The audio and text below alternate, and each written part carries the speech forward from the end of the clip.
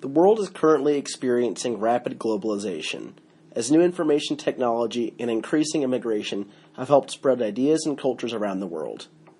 The U.S. in particular has felt the effects of the rising globalization, scoring a 74.81 out of 100 on a globalization index created by the KOF Swiss Economic Institute.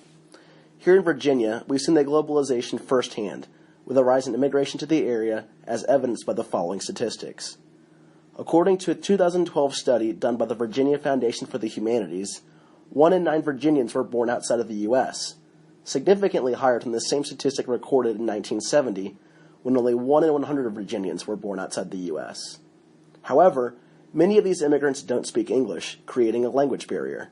According to the American Community Survey, almost 15% of Virginians, over 1 million people, speak a language other than English. While this statistic mainly applies to larger cities, it is also reflected in Rockbridge County. According to the 2014 U.S. Census, 3.4% of people in the independent city of Buena Vista speak a language other than English at home. In the independent city of Lexington, 6.4% of people fall into this statistic.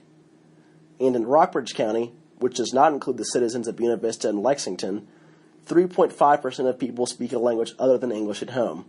Altogether, these statistics reveal that over 1,460 people in the Rockbridge area speak a language other than English at home. The Rockbridge County Schools English as a Second Language program has noticed a consistent rise in the number of students it enrolls. In the 2008 to 2009 school year, only 24 students were enrolled in the program. This year's enrollment almost doubles this figure, as 45 students are currently enrolled. Sharon Patterson, the director of the ESL program, says that the majority of these immigrant students come from Latin America. In order to exit the ESL program, students must pass an exam that proves they are fluent in academic English, a type of English that includes scientific and mathematic vocabulary. However, this was not always the case. In the past, students only need to be fluent in common conversational English. This change in the test requirements has lengthened the average time it takes to exit the ESL program. According to Patterson, the average time it takes a student to exit the program is now 7 to 8 years. While many of the students in the ESL program are immigrants, a refugee family from the Congo recently enrolled their children. The family consists of a mother, father, and 6 children, ranging in age from 2 to 13.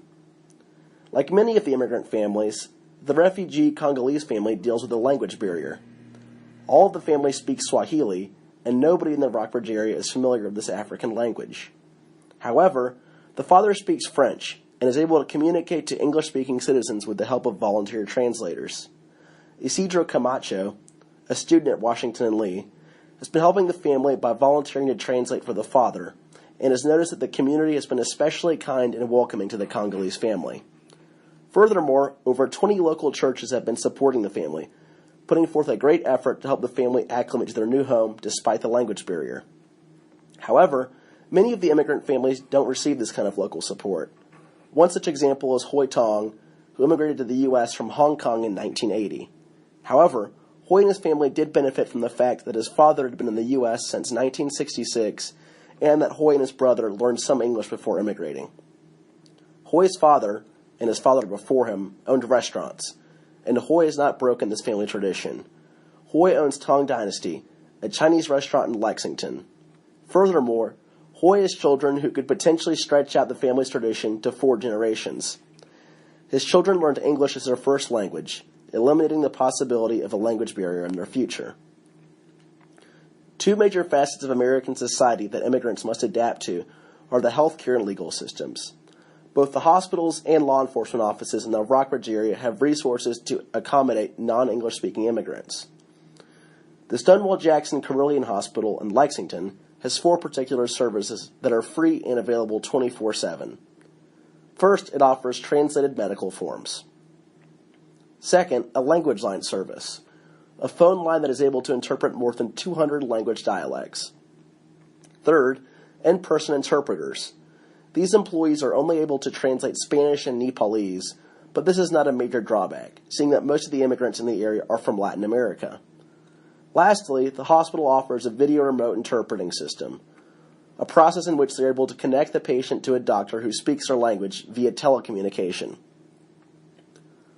Like the hospital, the Rockbridge County Sheriff's Office uses a couple of methods to communicate to non-English speaking immigrants.